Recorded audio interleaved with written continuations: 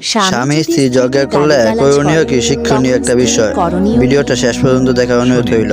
রাসূলুল্লাহ সাল্লাল্লাহু আলাইহি ওয়াসাল্লাম বলেছেন, তোমাদের মধ্যে সর্বোত্তম সেই যে তার স্ত্রীর কাছে উত্তম, তাই স্ত্রীর সাথে সব ব্যবহার করা উত্তম।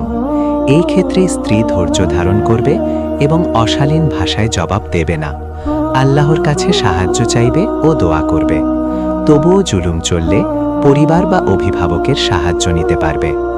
স্বামী স্ত্রীর সাথে ভালো আচরণ করলে তার প্রতিদান কি?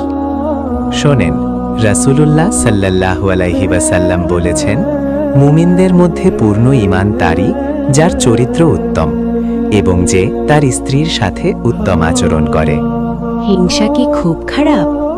শোনেন, নবীজি সাল্লাল্লাহু আলাইহি ওয়াসাল্লাম বলেছেন, আগুন যেমন কাঠকে পুড়িয়ে ছাই করে দেয়, হিংসাও তেমনি নেক আমল বা পুণ্যকে ধ্বংস করে দেয়। বারবার পাপ করে ফেলি, আল্লাহ কি ক্ষমা করবেন? শোনেন, নবীজি সাল্লাল্লাহু আলাইহি ওয়াসাল্লাম বলেছেন, সব মানুষই ভুলকারী, কিন্তু ভুলকারীদের মধ্যে তারাই উত্তম যারা তওবা করে।